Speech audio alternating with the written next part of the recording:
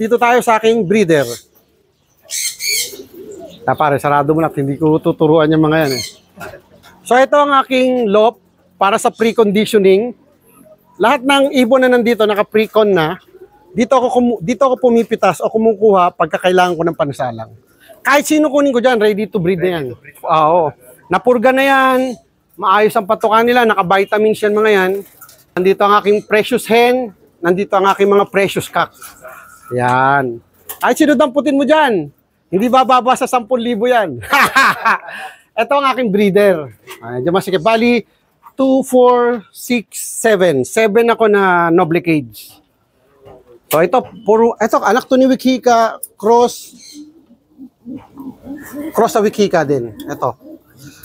Parehong anak ni Wikika pinagparis ko, pero magkaibang nanay. Ito, normally naglalabas na talaga siya ng white flights. White flight ano po? Oh, kasi si Mystic, white flight eh. Ito yung mga pang-ano ko to, pang OLR, pang Wallow Praise. Ito, ayan oh. Tingnan mo to, poster parents to. Poster Wikika cross Mystic. Ayan. Ito bagong hatch lang to. Sa kabila, meron din pinoposter doon, Wikika Mystic, tapos Wikika only one. Ito si Wikika ngayon nakasalang. Naka-bull breeding siya. So, naka-bull breeding siya dito kay Mystic. At saka dito sa imported na Koopman. Pareho na sila mag-iitlog oh. Balagay ko magsasabay to eh. Libog ba naman yan eh. Ni Wikika eh. At si Mystic, ito buka na yung sipit-sipitan. Siguro, kung hindi ngayon, tomorrow mag-iitlog na yan. Mataas na. Ang ano niya, pinipinger ko yan eh. Di ba sa ilan na ba? Siya ito pasok na to eh. Ibig sabihin, palabas na ito. Wag kayong hahawak ng breeder or ng hen pag masyado ng buka. Kasi prone na mabasag ang shell niya. Pag yan nabasag, patay na yan. Mamamatay yan. Basta, yun, iingatan nyo. Isa sa mga tips, huwag kayo masyadong palahawak ng ibon na buka na yung sipit-sipitan. Koopman, more on mataas ang pagka-Koopman niya. Tapos ito si Wikika. Ito yung mga Koopman na panglaro natin. Ito, inbreed Wikika, at saka ito ang magulang ni Mystic. Ito yung galing kay Ome Sarmiento na Victor. Yan. Nabili ko sa kanya yan. Pag unang gamit ko, Mystic agad ang naging produce. Tapos, ito, yung tatay, inbreed Wikika. Ito, pang ano ko to, pang OLR ko to. Yan, kaya naka-PHA. Pang OLR na natin yan. White flight. Yung iba hindi. Pero ngayon, normally yung mga nagiging anak ni Wikika. Ito naman, anak ni Wikika, tapos galing kay Judge Huertas, Gemini. Ito naman, anak ni Wikika, ito si MM40, yan yung nag-champion ko na superset ng MMFC, tapos Egayap. Ito Rapa. Ito yung Rapa ni Egayap. Panlaro ko din to ng Wallow Praise, yung magiging anak nila. Yan. 5 points to ng Rapa ni Sir Egayap. Tapos yon superset winner ng MMFC. Wala nang ligaw. Lahat halos yan. Ito yung nag-champion ko ng MMFC, 6 overall champion YB. Yung kakatapos lang na South. Yan. Makagandang ibon. Binibili na sa akin to, yung benta. Malapit na rin siya mag-itlog. Bukang-buka na. Ang pares nito, Victor. Inbreed Victor. Ibig sabihin, galing pa din sa both side, galing pa din sa line ni Wikika. Kalang ito, more on father side.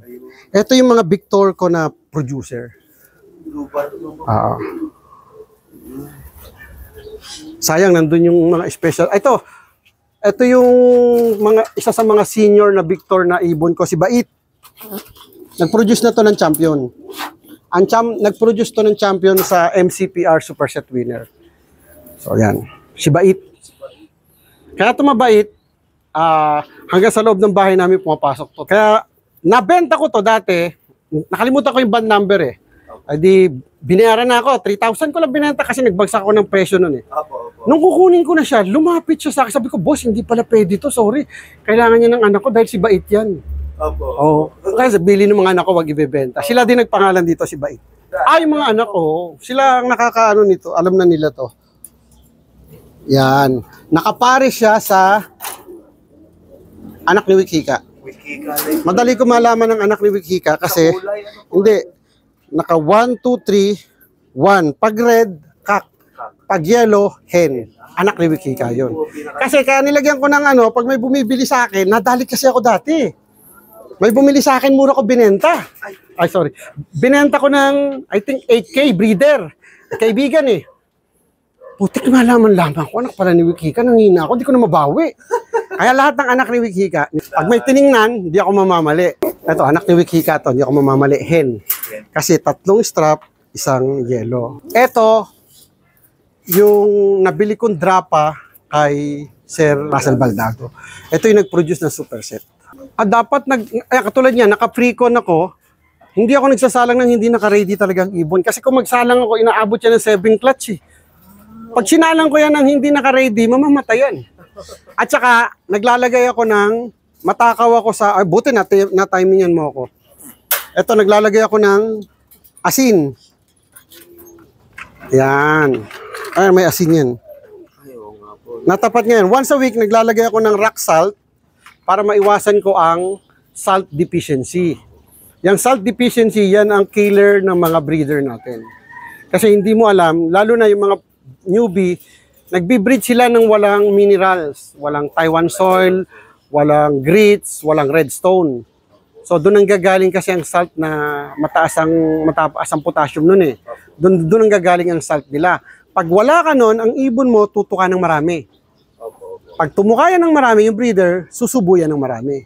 Kaya makikita mo, merong mga inakay na laging busog pero payat. Overfeed na sila. Kaya tumutukan ng marami yung mga breeder natin, kinukulangan na sila ng salt, kailangan na nila. Pero kung alaga mo yung sa Taiwan salt, kita mo lahat ng kulungan, nagdadalawa pa yan. Oo, babad yan. Yan. Ito yung line ko naman na super white. Ito, line breed din to. Ayun, sold, 1YB, Randy Montano. Ito, anak to ni Wikika. At saka drapa. Yung drapa na nandun. Tapos, andito yung kapatid ni Wikika. Ito, kapatid to ni Wikika, nakapare sa Egayap Prapa line. Ito yung, ito yung, dalawa na lang ang natitira ang kapatid ni Wikika sa akin. 1 hen, 1 kak. Ito yun. Marami nang gustong bumili nito, hindi na. Dito na ito mamamatay sa akin. Ito yung literal na apple body. Walang sinabi katawan ni Wikika dito. Ano to, 5 points ng PFC. Yung sinasabi ko sa iyo na hindi nag-clock ng first lap, ito yun. Kapos ng first lap, complete clocking second lap hanggang last lap.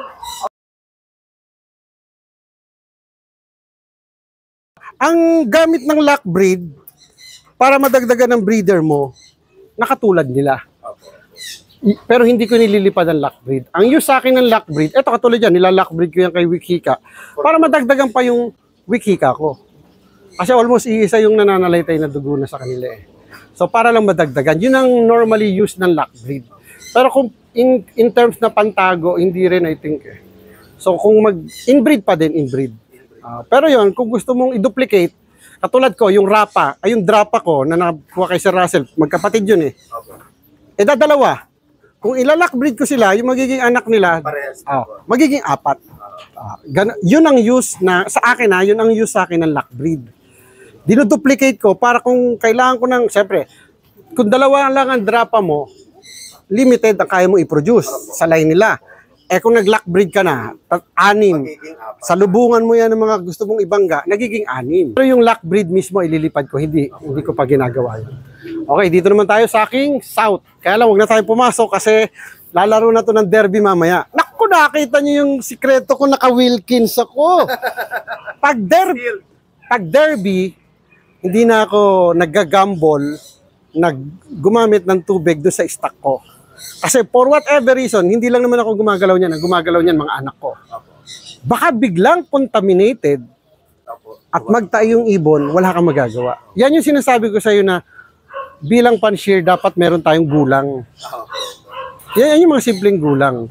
Gagastos ka ng konti, pero sure ka na hindi magkakasakit ang ibon. Oo. Kasi, yung sa akin, kahit pa paano, safe. Kaya lang, ginagalaw ng anak ko, what more do sa ibang pan-shear? Na kung saan-saan lang kumukuha ng tubig. Pag nagtae ang ibon mo, kasi ano yan eh, kaya ganyan ako sobrang ingat, kaya ganyan ako ka-OC sa panlaro ko ng derby. Kasi na-experience ko na dati sa, yung lalawsi-lawsi ka, pwede na to, nagtae pala yung mga ibon. Eh kung magtae yan ng Thursday, ilolod mo ng Friday, lalo na kung magtae yan ng Friday, anong ine-expect mo? So dapat tayo mga pan-share, lalo na kung derby, unang-unan yung iingatan, yung patuka. Hindi yan pwedeng naka-open lang, nasa sako lang. Akyatin niya ng daga, ihian niya ng daga, matuka ng ibon mo, patay na, may sakit.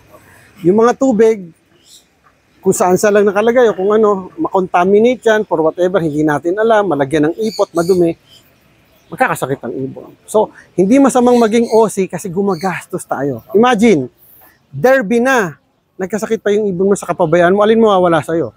Nawala yung mahabang oras mo sa pagbibreed, mahabang oras mo sa pagtitraining, yung mga gastos mo, vitamins and everything, lahat masasayang dahil sa isang pagkakamali. Yun. Eto, sabi ko nga, lagi ko sinasabi sa mga pan-share, matalo na yung ibon nyo dahil sa kanila. Huwag matalo dahil sa'yo, sa kapabayaan mo. Process of elimination, maglista ka ng 10 magpapatalo sa'yo. Ano ba yung mga bagay na yun? Nagkasakit. O di dapat hindi magkasakit. Di nabawasan ka, siyam na lang. Bawasan mo. Yung, kuwari, napilay, sa loob mo, may sinasabitan yung ring, lalo na yung MacArthur. Ilang beses na ako dyan, sumabit, naputol ang paa. Di ba? So, kung hindi man 10, magbigay ka ng limang bagay na magpapatalo sa'yo, process of elimination. Ang matitira dyan, swerte na lang. O kaya yung ibon na, di ba? So, wag na wag tayong matalo ang ibon dahil sa atin. Meron pa mga katangahan yan. Marami. Sumasali ng derby, walang load.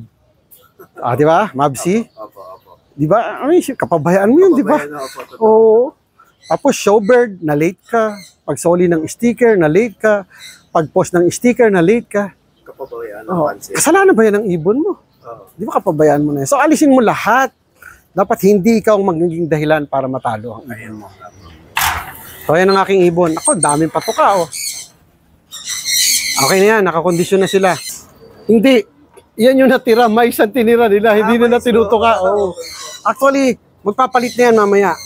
Kung magpalit ako ng patuka, katulad ngayon, early derby races, mga 3 beses isang araw.